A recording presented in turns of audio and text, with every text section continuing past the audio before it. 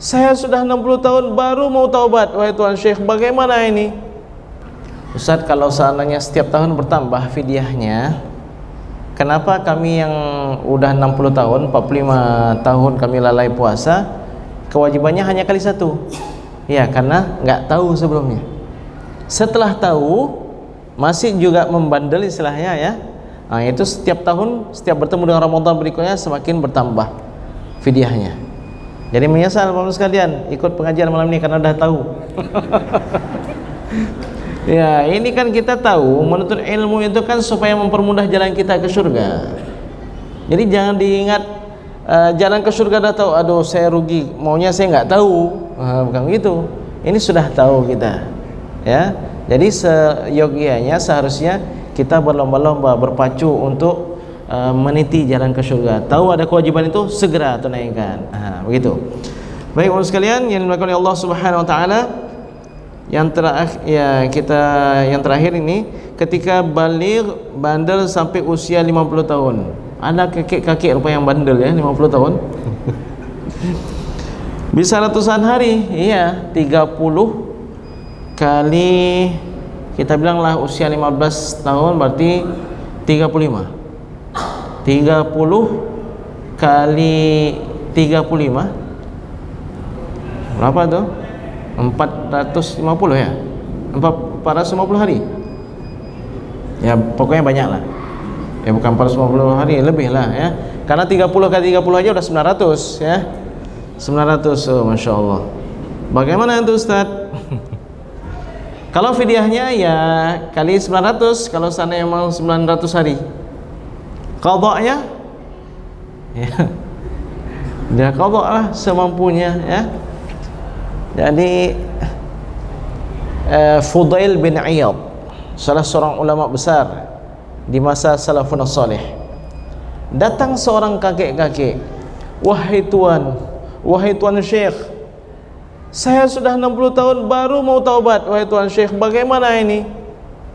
Bagaimana saya ini ke depan ini, banyak kali kewajiban saya masa lalu yang belum saya tunaikan. Beliau mengatakan, aslih fima bainaka wa bainallah fima baqiya yaghfir lakallahu fima madha. Perbaiki hubungan kamu dengan Allah Subhanahu wa taala di masa yang akan datang, yang tersisa dari usiamu, Allah akan memperbaiki masa lalumu.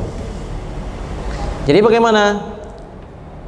Salatnya diqadha semampunya. Minimal setiap selesai salat dia qadha sekali. Puasanya begitu juga semampunya. Minimal puasa Senin Kamis. Kita sudah pernah menghitung bahwa dalam setahun ada 52 pekan, 52 minggu. Kita potong 4 minggu karena 4 pekan ini untuk Ramadan. Berarti tinggallah 48. Sekiranya kita puasa Senin Kamis dalam 48 pekan, berarti dapatlah kita 96 hari. Itu bisa mengqadha 3 tahun ya. 3 tahun ada 6 hari, 96 hari. Ini tertinggal 900 hari Ustaz, bagaimana? Berarti lakukanlah puasa Senin Kamis selama 10 tahun. Usianya 50 tahun, ini Allah akan panjangkan usianya mungkin karena sehat, rajin puasa Senin Kamis. Mungkin sampai usia 63 tahun, sampai 65 tahun. Intinya kalau kita sungguh-sungguh meniti jalan Allah, Allah akan tunjukkan kepada kita solusi atau jalan-jalan yang terbaik untuk meniti ridhanya. Pertanyaan berikutnya terkait qadha puasa. Kalau suami enggak ingatkan istri bagaimana? Bapak dan ibu sekalian, kita sebagai laki-laki, terutama kaum bapak ya, itu pemimpin dalam rumah tangga. Allah Subhanahu wa taala dalam surat At-Tahrim ayat 6 berfirman, ya ayyuhalladzina amanu qu anfusakum wa ahlikum nara. Wahai orang-orang yang beriman, jagalah, peliharalah diri kalian. Itu nomor 1 dulu. Dan keluarga kalian dari api neraka. Ada kewajiban bagi kita untuk mengingatkan istri dan anak perempuan kita. Nabi SAW aja, di antara hikmah beliau berpuasa Sya'ban, membantu Sayyidah Aisyah untuk mengqadha puasa Ramadan.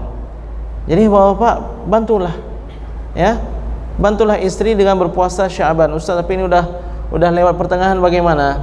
Ya kalau begitu bangun malam, bangunkan jam 4. Ustaz, istri nggak mau masak, ya cobalah bapak pancing untuk sahur kali ini bapak yang masak. Ya, kali ini bapak yang masak. Susah, mana ada susah. Jadi intinya ini kewajiban kita. Tapi ada juga saya menjumpai salah seorang teman mengatakan, Ustaz, kita yang wajib kan mendidik anak perempuan kita, Ustaz. Istri kita nggak pakai jilbab itu bukan urusan kita, itu urusan orang tuanya. Anak perempuan kita itu urusan kita. Saya bacakanlah ayat tadi. Ya alladzina amanu qu anfusakum wa ahlikum nara. Istri keluarga apa enggak? Istri keluarga kita apa enggak? Oh, keluarga kita. Itu tanggung jawab suami.